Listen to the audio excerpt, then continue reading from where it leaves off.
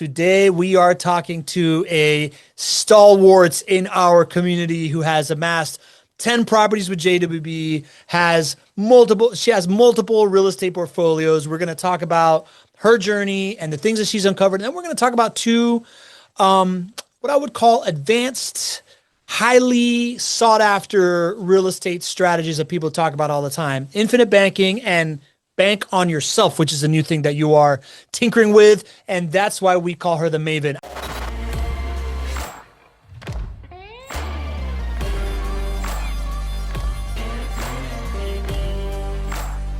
Welcome, everybody, to your weekly edition of the Not Your Average Investor Show. I'm your host, Pablo Gonzalez.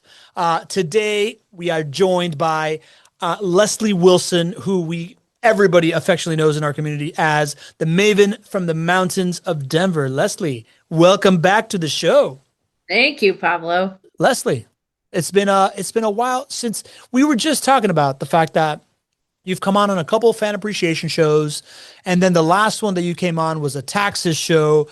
Since you are the Maven, we like to bring you on for these like nerdy kind of topics, but also because you've got like a ton of real estate investing street cred.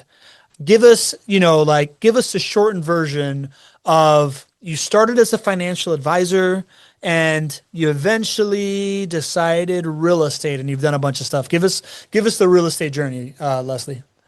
Well, real estate was my plan B that eventually became my plan A when I got laid Mhm. off. And I had seen, I'm an only child, grew up in Kansas City, and my father had been a lawyer, and as lawyer, he was very entrepreneurial. So he'd find out about these like little commercial deals where it's going to foreclosure or whatever. So I saw as he aged his income stream from these real estate investments really was very nice in his retirement. And all of a sudden, when I was turning, oh gosh, what age was I? 30 or 40. I thought, uh-oh, I better get some real estate. And I was an accidental investor because I had a good friend who was going through a divorce. And the day of closing, the title company calls the buyer's employer to just verify income. And the buyer had quit his job 2 days before. So my friend called me up in a panic, and she goes, "You're not going to believe what just happened." And I was so taken aback. I said, "Well, if you knock 10 grand off the price," because I figured like sales commissions, I'll buy your house. And that's how it started, just trying to help a friend. And then, I had probably a couple $100 a month positive cash flow on that investment in Arizona, in Phoenix. And when I did my taxes the next year, I got this huge refund because I didn't know about the depreciation deduction. And I had just been a W-2 gal, and I kept my withholding the same. And then all of a sudden it started dawning on me like, oh, this real estate stuff's really, really good. But I got laid off in Phoenix and transferred to Denver in 1998 and had a good W-2 job. It's easy to get a mortgage when you have a W-2. And so I thought, hey, I should get some more of these. So I was so new, I just went to open houses and builders and bought the brand new construction because I thought, well, nothing will go wrong because it's brand new. And that's kind of how I started. And then I still had the rental house in Phoenix, but trying to manage an out-of-state rental, you really do need a team. And I fortunately had a very good tenant in there who had been there like 3 years, but then he was moving, and I just decided I can't do this. And so I sold it, and naive me, I thought, well, I'll invest that money in a rental in Denver. But I touched the money. No one had ever mentioned a 1031 exchange. So that was a painful lesson. So even though I still make mistakes, I try to only make them once. So now I Yeah. know about the 1031 exchange. And so I built my a rental portfolio in Denver, just one little house at a time. And Mhm. I would manage it, evenings and weekends. And they say that's how you build your wealth is evenings and weekends. And I would be the leasing agent. I was the house cleaner. I would do the remodels, and I managed everything on my cell phone. And Denver was expanding, and it was easy to rent these houses. And I was going along. That was fine. And then we had the stock market crash. Hmm. And about that time, I had gotten laid off again. That's one of the things when you're in high tech field, there's a lot of turnover. And also my father, he was getting older and he needed help. He had dementia. So I had brought him to Denver, and we would go around to my rental properties and I would do little things. And so in 2010, he passed away. And so if I go back 25 years prior to that, I had been, my second job right out of college was as an insurance agent for Prudential.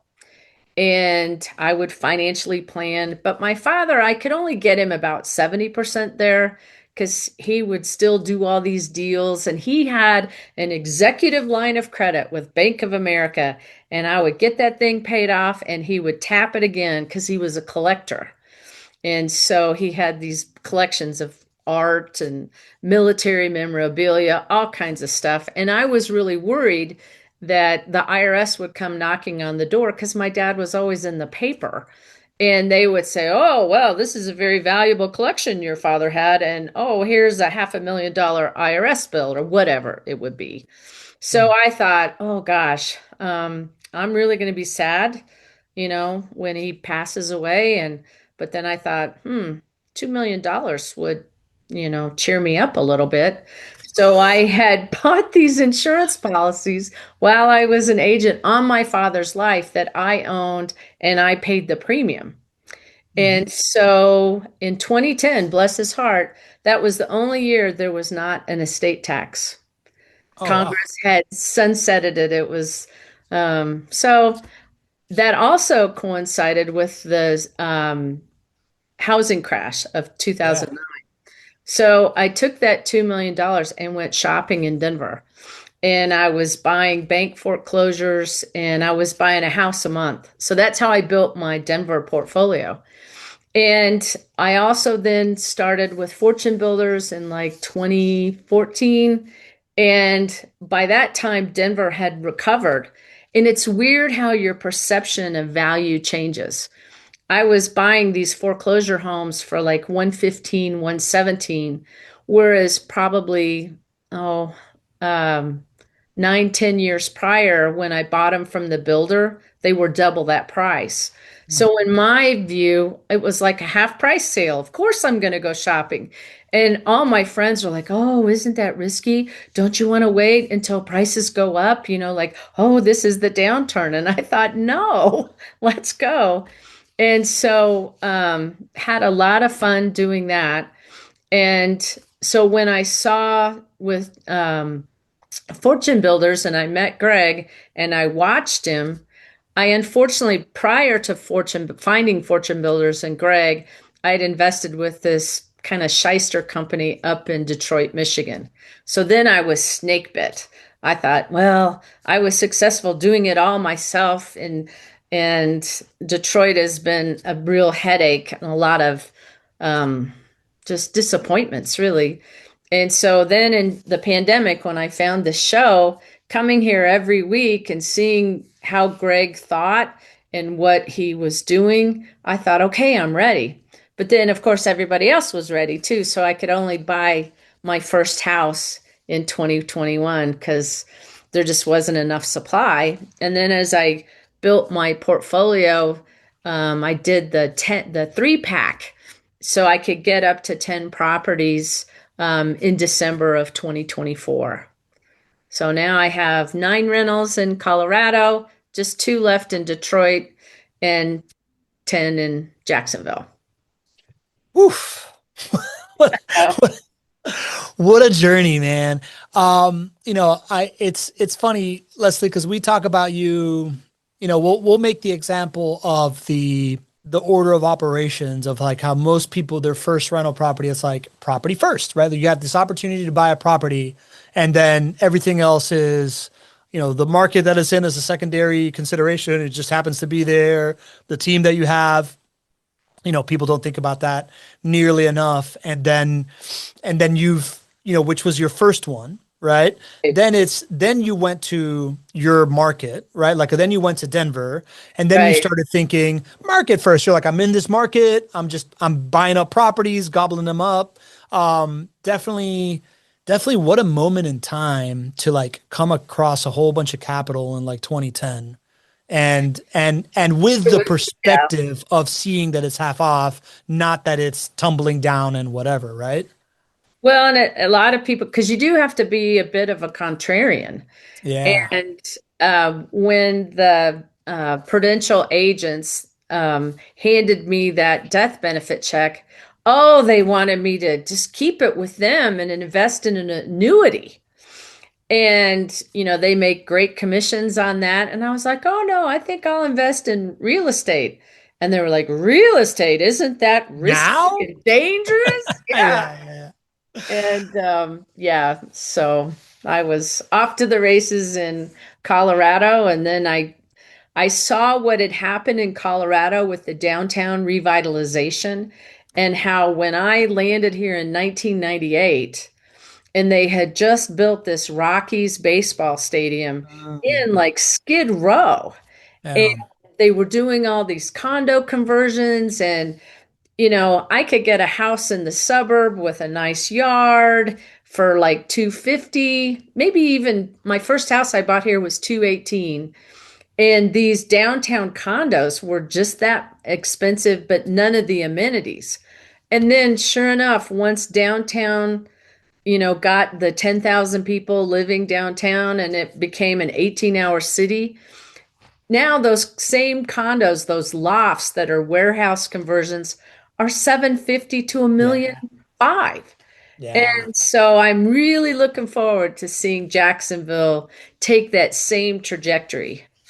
Leslie, you said, right, you said you have like three still in Detroit, you have your nine from Denver, and then your 10 in Jacksonville, and you started investing in Jacksonville. Actually, you know what? Let's just go straight into your Jacksonville history and start going through it so we can illustrate to folks kind of like the trajectory of your journey, right? Like this is the quintessential thing that Greg does for everybody when you come on the show, the investor success story, right? This is based on past performance. It's not financial advice. Do your own due diligence, right? But like you now own 10 properties at JWB.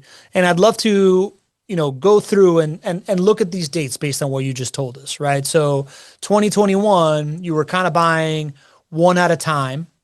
Yep. Um, Through 2022, looks like you got to six, 2021 to 2022.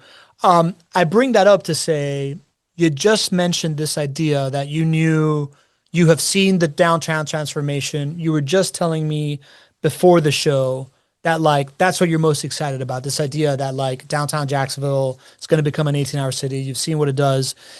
In August of 2021, were we already talking about downtown? Was that one of your considerations when you first bought the first six about was it the downtown thing?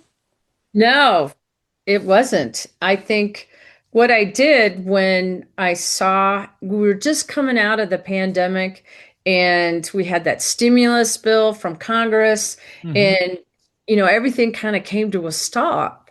And so interest rates are really low. And the longer you're in this real estate investing game, you realize that you need to pay attention to these cycles, because what goes up eventually goes back down. And you can get a sense of when the time is right to make your move. And a lot of times I had just been keeping my powder dry, my capital just at the ready to take advantage. So in the winter of 2021, I refinanced my personal residence to a 30-year fixed mortgage at 2.75. And I'd made the mistake probably 6 years prior to that when interest rates were low, because I was focused on the interest and the payment and I got a 3% mortgage, which I thought was historically low because I was used to paying like 7.5 or 8 or, in these inflationary cycles. And I would always refinance Hmm. when rates were lower. And so, but I made the mistake because I didn't want to pay interest, is I did a 15-year fixed mortgage to get the 3% rate, not understanding that 15-year mortgage has a much higher payment. So then when I wanted to buy more rentals, I was bumping up against the debt to income ratio because I had that high payment on my primary residence. So in 2021, I refinanced from a 3% 15-year mortgage into a 30-year 2.75 mortgage and used that capital that I pulled out of my primary residence to buy the first house in Jacksonville. Well, Got actually, it. buy a few of the houses. Because Yeah, yeah, that yeah, yeah. time, Greg, they said, well, let's just buy one, see how you do. And I was getting used to the JWB property selection process and how it would go. And I wanted to buy, like, I had refinanced two of my most expensive Denver rental properties. So I wanted to go shopping and buy like five all at once. It was just the wrong time, to do that. So I had to go slower. So that's why I just kind of bought one a month. Yeah, yeah. Those were interesting times on the show when we had to like cap the amount of properties that people wanted to buy. Um, Man, those were times where, it was that brief moment in time where like everybody in the world was like, yeah, rental properties. Rental properties is the move. Yeah. As opposed to every other moment on the show over the last 6 years where it feels like we've been out here essentially having to like justify the fact that this is a great asset class and all these things while this community totally gets it, right? Well, and Um, if you look at Plum Street, where yeah. that's my most expensive property, the Hmm. reason I had to pay 290 for it as opposed to the 260 I'd been expecting to pay is Hmm. that the appraisal came in much higher than they had Got thought. it. Or no, the appraisal came in lower. I'm sorry. So this particular appraisal or appraiser guy knew that, and it's hard to appraise properties in a rising market, a quickly rising market as Yeah. Jacksonville was experiencing. Yeah. And so he gave this lower appraisal. And so all of these properties are financed because I wanted to take advantage of the mortgage interest deduction in the principal pay down Mhm. profit centers on these. So I had to come with an additional 30 grand to closing. Thank God I had the money, I could do it. Yeah. But I also fell in love with a certain floor plan that Greg has. So, and even though, and there's two kinds of real estate investors. There's one real estate investor that's just falls in love with the numbers and makes their investment choices based on that. And I kind of fall into the category of I fall in love with the sticks and bricks. I fall in love with the house. Mm. And so I try not to do that too much, but I still do it. That's interesting. Okay, so we had the like the once a month period of your investing journey that was through, kind of like the middle of 2021 till the end of 2021. Then you took a couple months off. You bought another one in 2022 in April, then another one in December. Do you remember kind of like those, per- what drove those decisions? Well, for Plum, you can see from December to April, that's when Hmm. Jacksonville was really starting to take off, highly Got it. appreciated. And I knew there was a incentive that if you get five properties where JWB manages them, they drop their management fee from 10% to 9%. Hmm. So I fall in love with these little rental houses. So I like, hey, even a 1% savings per month, that's going to add up to be a lot of money over the life cycle of my investment. So that was my goal to get to that. And then with Pashal, I paid cash for this property and I took out a life insurance loan out of my longtime whole life insurance and just financed it myself. So I saved all those closing costs. And so that is called a bank on yourself strategy or an Mhm. infinite banking strategy, where I have mutual insurance whole life policies on my life where I control them, and the interest rate was 5%. And so when I pay the mortgage back on that one, I just, it's kind of like a little pot of money that I can go and take advantage of investments when they come available. We're definitely going to dive into that strategy here in a second. So I'm gonna save a couple questions for that. Right. But like Okay. let's get to so you did that with the infinite banking concept, and then you re-upped again here end of 2024. I remember there was like I think we were running some kind of like a bundle kind of like offer. Was it the like what made you buy three properties at the end of 2024? Just to get up to 10 properties, that was my Mm, goal. yeah. And originally, when you sit down with JWB, they really want to know, what is your income goal? What are you shooting for? What's your strategy? And I just kind of made up, well, it'd be nice to have $10,000 a month in retirement. I didn't really, What everybody says, it's yeah. been years since I've put a budget together or Yeah. all that, because everything's just kind of been in flow. Everything Mhm. has flowed along. And so when Greg offered three, um,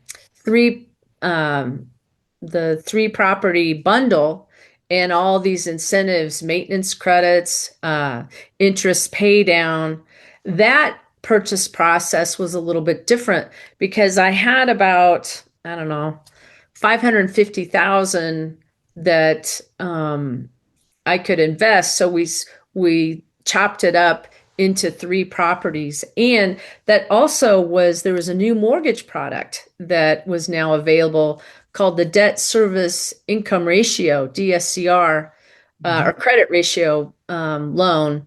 And with that, they underwrite the property and the income stream. They don't underwrite me personally. Mhm. Because before, with a traditional Fannie Mae, Freddie Mac mortgage, they underwrite each rental property individually. And you have to show 2 months of bank statements and income, and then they discount it. And it's just painful when you have all of this real estate for them to underwrite. It takes them a long time to do it. And a lot of times, depending on the lender that you're going with, some like real estate investors and others don't. And then Mhm. Fannie Mae and Freddie Mac cap the number of mortgages you can get on a qualifying basis to 10. Mhm. And so even though I'm just at 10 financed properties in Jacksonville, I have some financed properties here in Colorado. So I was already over that. And that's also when a lot of people will just do like a portfolio loan arrangement instead of individual mortgages. But JWB just made it so simple, so seamless. Yeah. I met with John at Patriot Lending, and he goes, "No problem, Leslie. We can get these financed for you." And so off I went.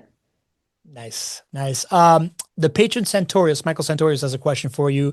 He says, Leslie, with 21 properties spread across multiple markets, I'm curious how you've structured ownership. Do you hold them individually in LLCs, land trusts, or some combination? And what led you to choose that structure? Well, I should start out to say that I'm the daughter of a lawyer, and a former financial planner. So asset protection has always been top of mind for me because invariably, I don't know, everybody probably sees those personal injury lawyers on television. Here in Colorado, we have Frank Azar, the strong arm, and they can sue you for free. And yet you have to spend your time and energy and money defending yourself. So it's not exactly fair. And so I learned early on to separate my assets. The goal is to own nothing in your own name, but control everything. So for the Denver portfolio, where the cost of housing is pretty high, I have each house in its own single member LLC. And when I was managing it myself, I made it very simple.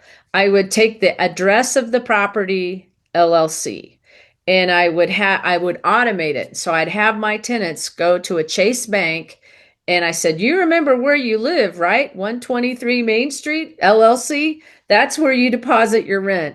And so no matter where I was in my travels, I could log into Chase and see that they paid. Plus, if there was a late payment or whatever, everything's documented. Now in Florida, I made the mistake because naively I thought, oh, real estate's real estate. And no, it's different in every state. So I thought I was so smart. I went and did a LLC for Florida, and but to get the financing, I had to get the property in my own name. And I thought, oh, I'll just quit claim it out of my name into this LLC that I'd created for Florida. And then I found out about the stamp tax. And in Florida, if you have a mortgage on a property and you transfer it, it's like 1% of the mortgage amount. And I thought, uh-oh, that's thousands of dollars. I'm not going to do that. So I am still in the process of cleaning up my asset protection strategy for Florida. Now I have two LLCs in Florida that I hired an attorney to set up. And my strategy now is to get them free and clear and then transfer them into that and then put first position HELOC mortgages on them so I can access the cash through the LLC. I hope that made sense to people. I think so. I think so. I think that's I'm sure Michael Santorius understands all that. Okay. um, okay, so then let's talk about, you mentioned the idea of infinite banking or bank on yourself. Before the show, you had told me that you had started that early on, and that strategy takes about 7 years to mature before you can start kind of like using it. Can you give me like the 101 version of like what that strategy looks like, and what do you mean by getting to like 6 7 years before you can bank on yourself? Okay. And there's a lot of YouTube videos they have. If you just Google infinite banking, all kinds of stuff will come up. But there's just a handful of people. It started with a guy named Graham Nash, and he realized that there's tax advantages with these mutual life insurance companies in that the inside buildup inside a permanent whole life policy isn't taxed. And the insurance company can go invest in things that I can't even touch as a retail investor. And I first learned this at Prudential when I heard that Prudential had been the one that had financed Lee Iacocca on the GM restructuring. And they backed him with millions of dollars. And when he restructured the company and paid all that back, Prudential made a fortune. And I thought, oh, okay, I'd like to just ride with that. And unfortunately, even though I had all these contracts on my father's life and on my life with Prudential in the early 2000s, Prudential demutualized. Mm. And so their dividend scale had all changed. And now there's only about 10 companies that are mutual companies. So what happens is when you get these policies, they underwrite you medically. And so you'll get a policy and you'll pay the premium. Congress, it used to be in the early, I think, 1990s. Congress, no, maybe it was the 80s. I think it was the 80s. Congress came up with these rules for these policies because they realized that people were getting a little bit of death benefit and a whole lot of cash value. So they were upside down. And Congress wasn't getting their tax money off of these investments. And so they came up with, they're called MEC rules, MEC, and it applies to the first 7 years of the contract. So there are all these rules. So you need to, if you do this, and if anybody emails me or whatever, I can tell you who I've been working with. But part of it is on my own life, I've had to change who I've had my policies with because they demutualize. They become a stock company, which means that the profits go to the stockholders of the insurance company. Whereas in a mutual company, the mutual company is owned by the shareholders. So you get that appreciation. So when Mhm. I say it takes about 7 years to get enough capital inside these policies, it'd be the same if you were to go start your own bank somewhere. And Mhm. then you have to make a capital investment to get that savings pool large enough to where you can loan the money out. Got it. So when it comes to that strategy, what are the considerations? So you said number one, you got to have the right company to work with, but Right? then what is the thinking around like how much am I paying into it versus the amount of benefit that I get versus like how do I think about how it appreciates or doesn't appreciate? Well, how I think about it is that the insight, it's similar to a Roth IRA, but without all the rules. So you pay your premium every year based on your age and health, and it's locked in. So Mhm. once you get started, you've got your plan. And Congress didn't want to tax the inside buildup of these policies because they wanted to encourage people to have the policies. Because if somebody passes away, all of a sudden, here's this money to pay taxes or fix up the house or whatever. Whereas Mhm. all these people just aren't depending on Social Security in their Mhm. retirement or to pay for college or whatever they would need money for at that time. So, what was your question? Yeah, how do you think about like like what do you think about when it comes to taking out one of these policies and what the death benefit should be versus what your premium is versus kind of like this idea of how it appreciates? Like I don't know how to think about how it appreciates. Okay, so these people who've been trained on this strategy, you'll have your base policy, and that's one thing. And then they will bolt on other things that improve its performance. But the goal is to put in as much capital as you legally can without triggering that taxation that was by Congress for the MEC rules, MEC rules. And so you always want to have what they call a corridor relationship between your cash value and your death benefit. You're Mhm. always going to have more death benefit. And the nice thing about these contracts is that you can borrow out as much money.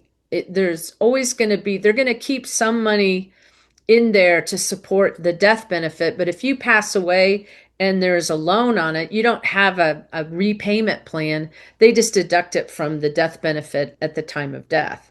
So it's just a nice place. And that's how I used to get, that's what the contracts that I used for my down payment money when I was buying my Denver portfolio is I Mhm. could get the money within 7 days. I didn't have to have 2 months of aging. You know, they always ask, well, Leslie, where'd you get this down payment money? Did you sell stocks? Which a lot of people do sell stocks or mutual funds. But then if you do that, that triggers a capital gain tax. Yeah. Whereas I could just go into my mutual whole life insurance company, borrow out the down payment, have it hit my bank account, and then just show here's the deposit and here's my down payment for this mortgage, for this house. And the title company would go, oh, okay. And it was no problem. But Got it. I am always in control. I can draw the money out and I can put it back whenever I choose.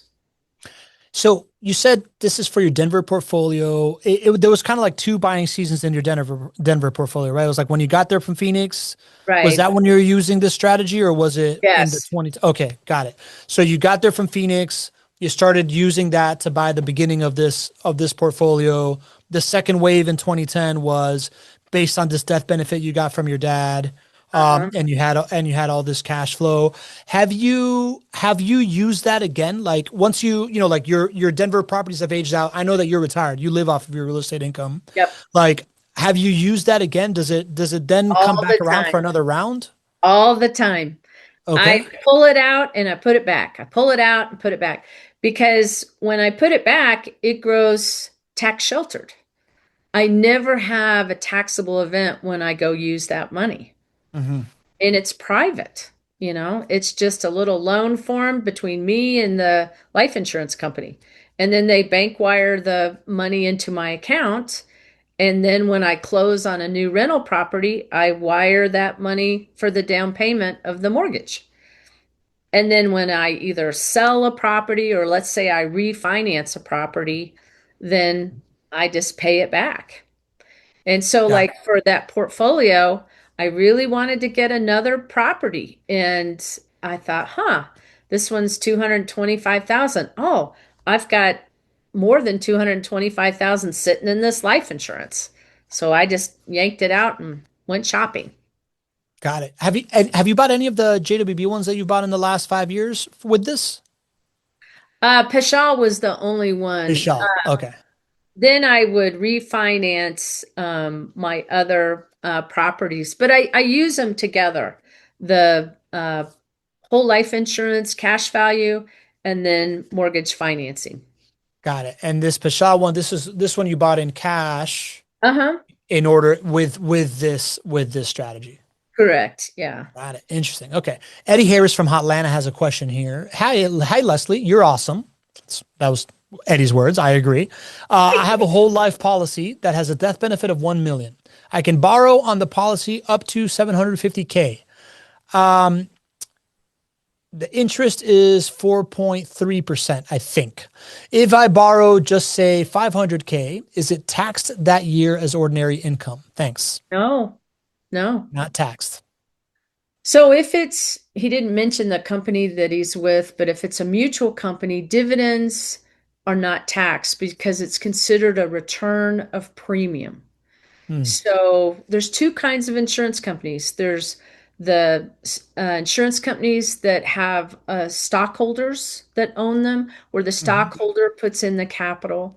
And then there's mutual insurance companies where they don't have stockholders, they have policyholders. So the premium for a mutual company is going to be a little bit more, but over time, that difference at the time that you bought it becomes negligible because of all this dividend income that you get. So,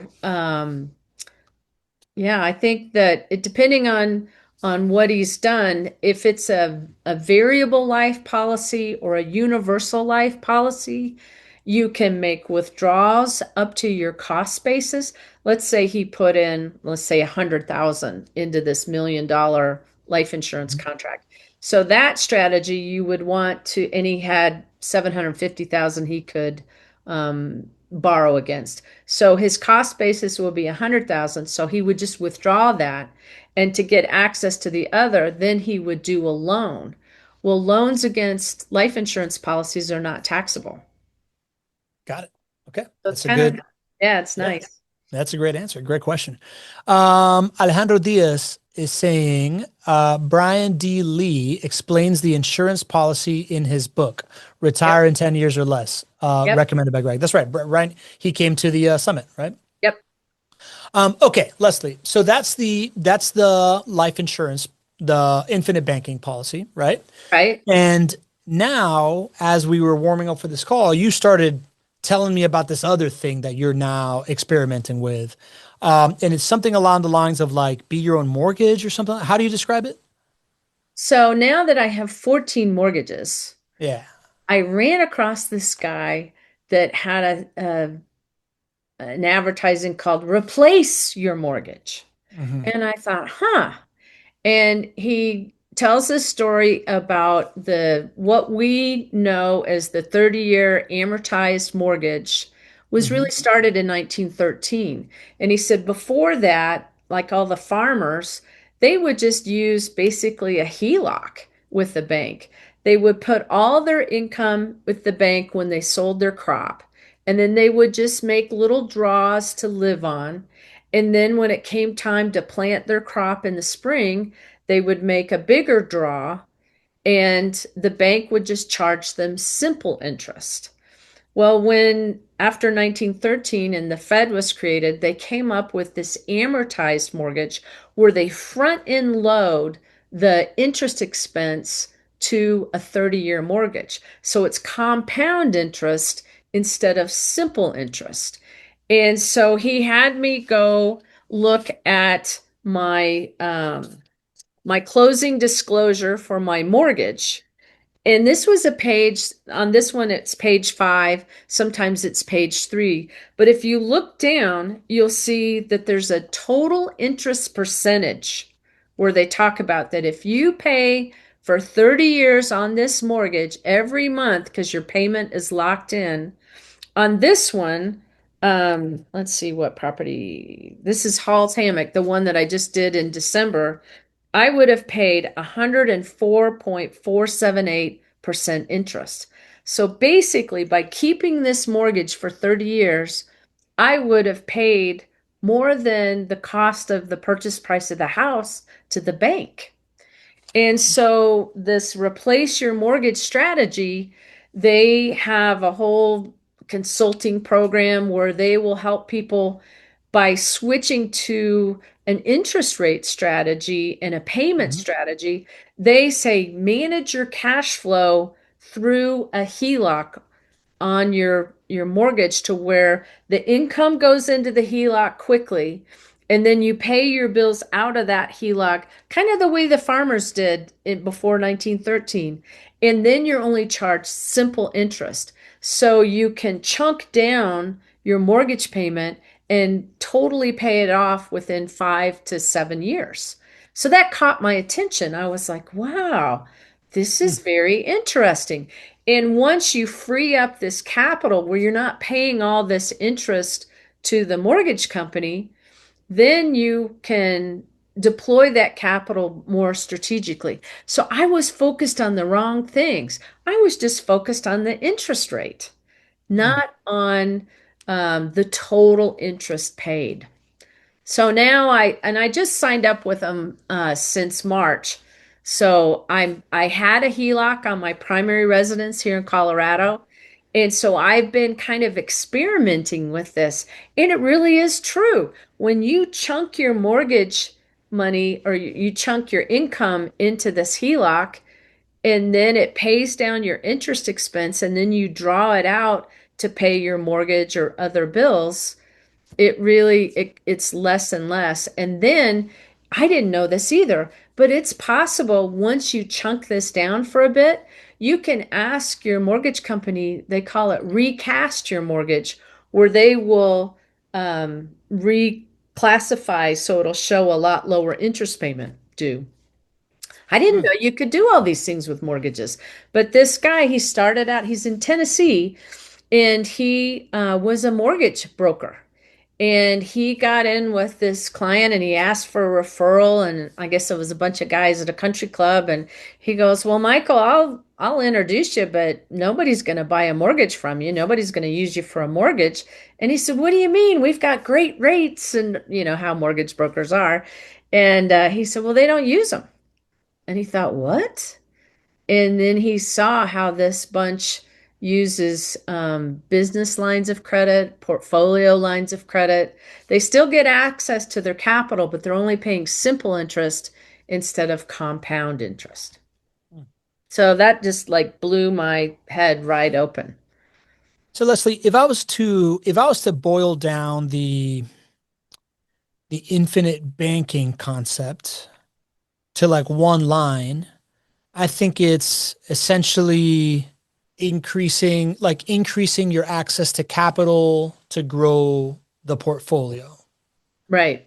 What would it be like this zero mortgage concept? How would you boil that down to one line? Is this like a cash flow maximizer? Is this a access to more capital lever also in order to like continue to acquire? What's Yep. the overall goal of this strategy? The overall goal of the replace your mortgage strategy is to get out of the golden handcuffs of a 30-year amortized mortgage. where you're paying all this money in interest. I Mm-hmm. mean, your house is your house. Your rental house is your rental house, and it's going to appreciate on other factors other than your mortgage. Mm-hmm. And so there's just a better way, I think, to finance it. And so they teach people how to either use a debt snowball strategy where you Mm-hmm. pay off the lowest interest rate that you have, or the avalanche payment strategy where you go after the highest interest rate that you have. And so I did this spreadsheet for my 14 mortgages. Mm-hmm. And I wrote down what my total interest percentage was for each mortgage. And it's at a low of 47% on my primary residence to a high of 133% on two Mm-hmm. of my Denver properties that I just financed last year. I Mm-hmm. refinanced them.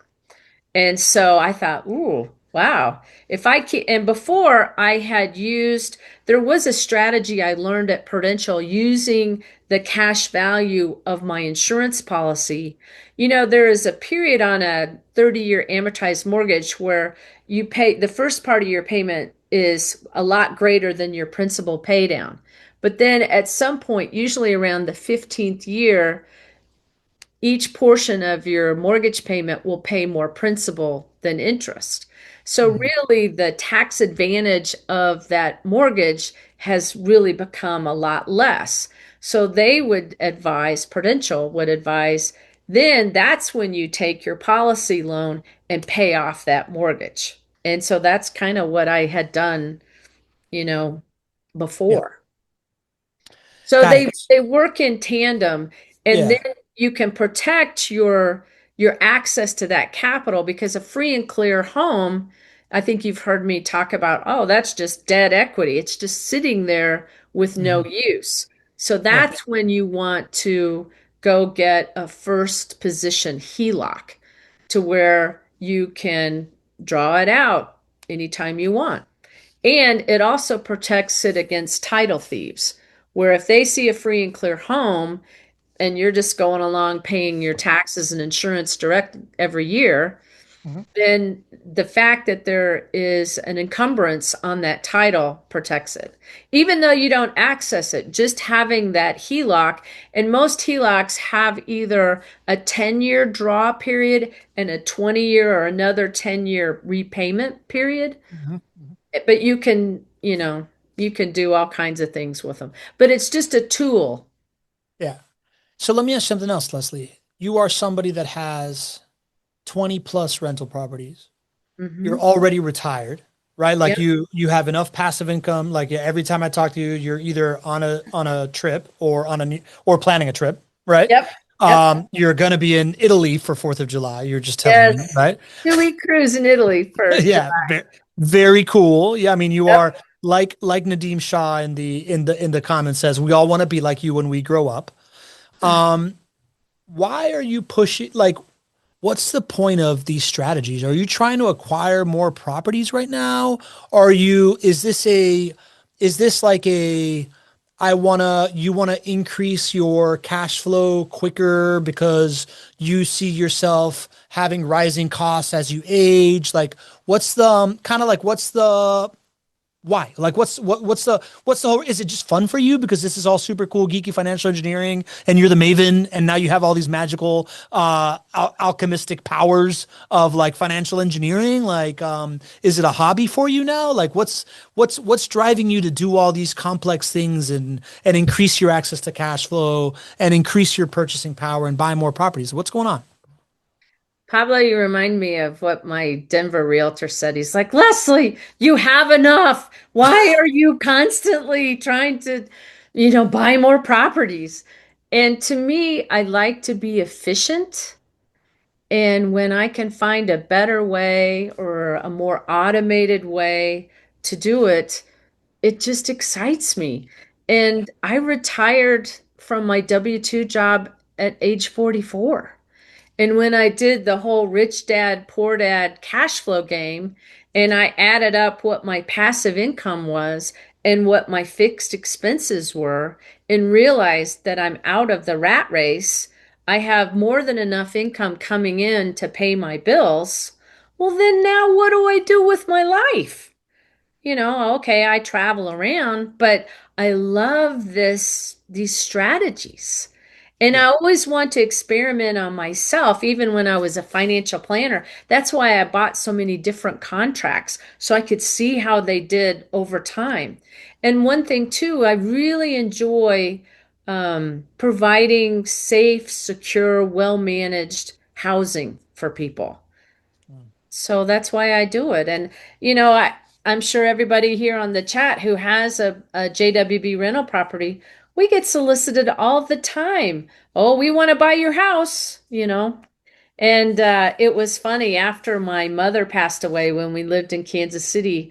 We had one of those houses where realtors were always calling, and my dad would take the call and he'd hang up, and then he'd say, "Well, I guess the house isn't going down in value because all these people want to buy it." And Yeah. so I just tell him, I said, "I'm going to die with these houses. They're going to be my legacy." And so basically, the end of my life, since I just have two cats and no children, is I'm going to give some friends, handful of friends, 100 grand each. Just like, thanks for being my friend. Here you go, 100 grand. Do what you will with it. And then the rest of it is going to go to charity. That's awesome, Leslie. That's awesome. You're not going to give a cat a house each? Like there's not going to be a like a keeper of the cat estate deal? No. That's funny. Okay. Well, I want to just show kind of like where you're at right now. There's a couple of questions here that I want to get to in the chat. Okay. Um, Really what I hear is I feel like I've heard you and the ringmaster Drew Barnhill talk about like you just love the game. Like you love Yep. this like money game, right? Like and that's really really cool. We get all Um, excited. and as you're playing this money game, right? Like this is kind of like where you are right now. This is the JWB portfolio. I talked to Greg a little while ago because this 6.8% rate of return is he doesn't include anything in here that hasn't aged for more than 3 years. So these like last three homes in here Yeah, they don't don't have kick in yet. they don't kick in home price appreciation. So it's only kind of like the money you've put in versus out. But your total profit in the last 5 years of investing with JWB, a little less, $342,234. And this rate of return of 6.8% will go up as those age in. But this is kind of like the kicker that we love to show on the show, right? Like the Pac-Man principle. When you look at all of your profit centers. Profit centers. Yeah. Yeah, and you have a decent amount of net rental income because you have one that was bought in cash with that life insurance life insurance product, and all these different Uh-huh. things. You still 60% in just the 5 years that you've been owning these. 60% have been home price appreciation. You have a mouth wide open Pac-Man because you have all these other things that are kicking in for you because you maximize all of these. But this is what your portfolio looks like right now, and just the portfolio that you have here in Jacksonville. So love, what do you think about when you see that? I'm just getting started, Pablo. You're going to need more friends so that you have more 100 grands to give out with all this, with all these homes that you I continue to am buy. taking applications. Yes. Oh man, talk about like a funny incentive to be friend. That's awesome, Leslie. I mean, you really are like super inspiring for me, and I think for everybody in the community of just all of this stuff that you've done. And you just said it, like you were retired from the rat race in your mid 40s, right? I'm 45. I'd love to, have already reached that point, but you've clearly done it through these type of like forethought and planning and thinking through it. And then on top of that, layering on your like financial engineering brain and doing all these different things. It's really, really cool to watch. And to think that you're now in this like pattern recognition phase of your journey where you're just like re-upping for this other pattern that you've already seen in Denver with the downtown and doing Yeah. it in Jacksonville. What makes you, just before we get into the questions, when you think about continuing to do this stuff, is your plan to continue to do it in Jacksonville, or did you just want to get to those 10 properties to get to that kind of like super premium level with JWB? Is this still the market that you're seeing? Kind of like what do you see going forward as you continue to grow this thing? Well, Jacksonville is my preferred place to invest just because of JWB. It truly is passive income. I mean, occasionally I'll get, an email saying, "Oh, Leslie, here's this situation." And, what I found too in this downturn. So I have 10 properties, and I last month had three tenants who were late on their rent. And one of them, JWB had to file eviction paperwork. And once they file that paperwork, then they can work out a payment plan with the tenant. And lo and behold, the other two tenants that were wobbly at the end of the month found a way to pay that mortgage. So you can just see that there's some stress. And I'm just so grateful that I have 10 properties so I can absorb those kind of bumps in the road that we all have, um, versus just having one. So that's why I really wanted to build some mass and volume getting, forward, because over time it all evens out and it's less painful than if you just have one. Yeah. Yeah. Kind of like how we started in the beginning of like you started with the order of operations like everybody else with property first. You are now at the point in your journey where you've done this enough times where you have the team first approach, order of operations. You love the downtown thing, but it's really the operator that you're really, really betting on. Because Yep. now that you like to play the money engineering game, you want the rest of it to be passive so that you can pull your levers and use your money beakers and titrated money cylinders to do your scientific money experiments. Well, I mean, it's interesting. My mom died really suddenly when I was 20, and it scared me. And that's what drove me into financial planning, because Mm. I thought, oh, it was a rare kind of cancer. Could have been my dad.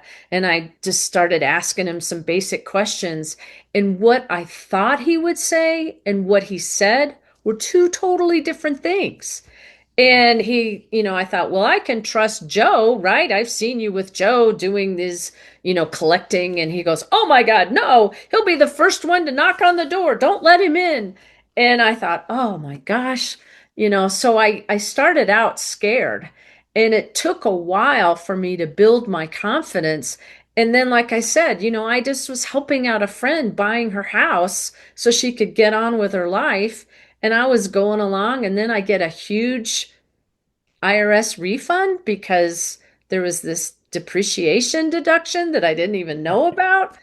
So now I try to really, that's why I'm like a little Pac-Man gobbling up all these strategies. Yeah, yeah, I love it. That's why they call you the Maven, right? Hell yeah. Yeah. Little did we know. All right, I got two quick questions for you here that are kind of tactical. Ty Oladipo asks, does the infinite banking work if you are already, say, 5 years into your mortgage, or you have a low interest rate on your mortgage? Sure. I mean, the infinite banking, it takes a while to build the policy up, build the cash value up. But Hmm. if you've got your mortgage, or maybe he was talking about the replace your mortgage I strategy, think the most likely, HELOC. yeah. Yeah. So the replace your mortgage strategy is you take your income and you put that into the HELOC. You'll draw out a chunk of money. You need positive cash flow, like a couple thousand a month, so that you can manage this flow. But the process is you get a HELOC on your property, draw out and chunk down that mortgage. And then when your income comes in, you apply it all to the HELOC, and then you draw out your living expenses. But there's always going to be a delta of your extra income. And then if you do that consistently, and that's your goal, you can whack down a 30-year mortgage in 5 to 7 years. So yes. You have to be very disciplined. Yeah, So, yeah, yeah. yeah, But yeah, I mean, I think with all this stuff, you have to be really disciplined, right? Like you yeah. got to know what you're doing, work with people you trust. Leslie, before people log off, a couple people are asking for your contact info. Do you want to share contact info on the show? Do you rather me Sure. connect people on the back end? What's the best way to get in contact with you if people want to Uh, talk about the the, strategies with you? well, I put it in the chat, Okay, my put it in the chat. email. Yeah. And feel free to email me. It was back in the AOL days. I had to come up with something nobody knew it was me. So it's Cat in Denver at Comcast.net. Cat in Denver with a K. Yes. Well, because the C one was already taken. That was back when AOL had millions of people. That So, was those are wild days.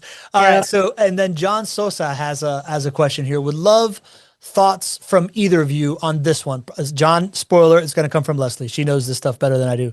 Let's say you have 5 doors in one LLC in Jacksonville portfolio as of 3/2018, and one of them is deemed uninhabitable due to termites and foundational issues, and you found this out when you were simply turning it over for a new tenant. Any thoughts or recommendations on how to address this issue since you continue to pay a mortgage on a door that no one is currently in? Should I try and tap into my portfolio equity from the other four to uh, to reconstruct my fifth door with the issue? Appreciate your thoughts. Man, that's a tough one.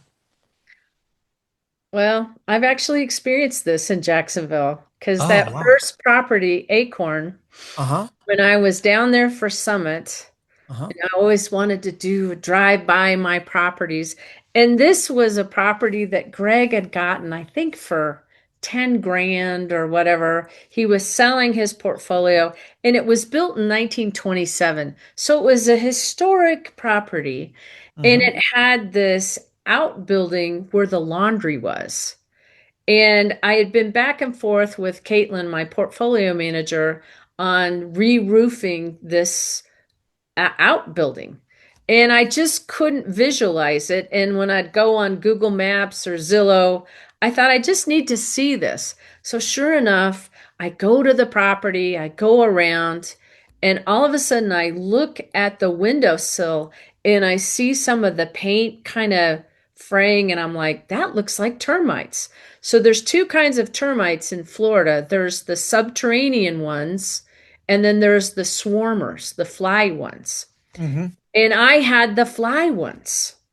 And so they had to hire this termite company. The tenant had to move out. They had to tent the property. This is why my portfolio return wasn't as stellar as it would be because I had this termite issue. Mm-hmm. So we killed the flying termites, and Mm-hmm. then I became best friends with Clyde over at Beaver's Bug Blasters. And I Okay. said, Clyde, a termite can destroy your house. So my recommendation would be to repair the property. I mean, I don't know how long this has been going on, but termites are a real problem. And just this year, Clyde was out, doing the bait stations for the subterraneans, and he noticed that there were some flying termites around. And he said, Mhm. Leslie, we have a treatment for that. And he was going up and down the street to tell people because if you don't pay attention to that, they'll eat everything in your house. So they're really something to pay attention to. But I would repair the property because I would imagine you've already got so much into it. You've already got a mortgage. Even though it's not pleasant, I would bite the bullet and fix it back up and then re-rent it. There you go. There's the advice from the Maven. Um, Leslie, anything else? Anything else that that you want to end on here? Like I love picking your brain. I love all your strategies. I love your approach to life. Um, Anybody that's listening and is thinking, God, Leslie is so far ahead of me, it's unrelatable kind of thing. Any advice to anybody starting off today or anything like that that you would wanna that you'd wanna give? Well, you know that saying where they say, the best time to plant a tree is 20 years ago, but the second best time is to plant it today. Yeah. That's what I look at these rental houses. They're just a little golden egg that I've planted that will generate the cash flow for my retirement. And the sooner you get started, it doesn't matter where you are. I mean, even Ken Moline, he was in his 80s when he started with his family. And now he's leaving a legacy of income producing properties for his daughters, as opposed to his primary residence that they would probably have to sell and divvy up the money. I've learned so much from each rental house, just like that termite story. How would I know about that? You just learn so much. And then when you get a chance to meet your tenants, when we did property tour on the summit where we got to see some of our properties and we got to talk to the tenants, they all were like, "Oh, thank you so much. I love this house." And I love JWB because they're responsive and they take care of stuff. And so, yeah, I would say get started as soon as you can and don't beat yourself up because you're already halfway through life. I mean, plant that tree now. I love it. I love it. Leslie, this has been super, super inspirational. We have a ton of people in the chat talking about how inspired they are by your story, by your approach, by your like all of this stuff. Super, super cool. Thank you for doing this. I know that I reached out to you. I was like, hey, I need a wing lady for a show. And you made yourself available, and I really, really appreciate it. Did not disappoint. I want to thank the community for being here, asking the questions, showing up middle of your workday on a Tuesday to continue to get informed, like build your life, and more importantly, connect with each other by showing up live. Couldn't do it without you. And before we see each other next week, last piece of advice, Leslie. Don't be average. Don't be average. See y'all. Bye, everybody.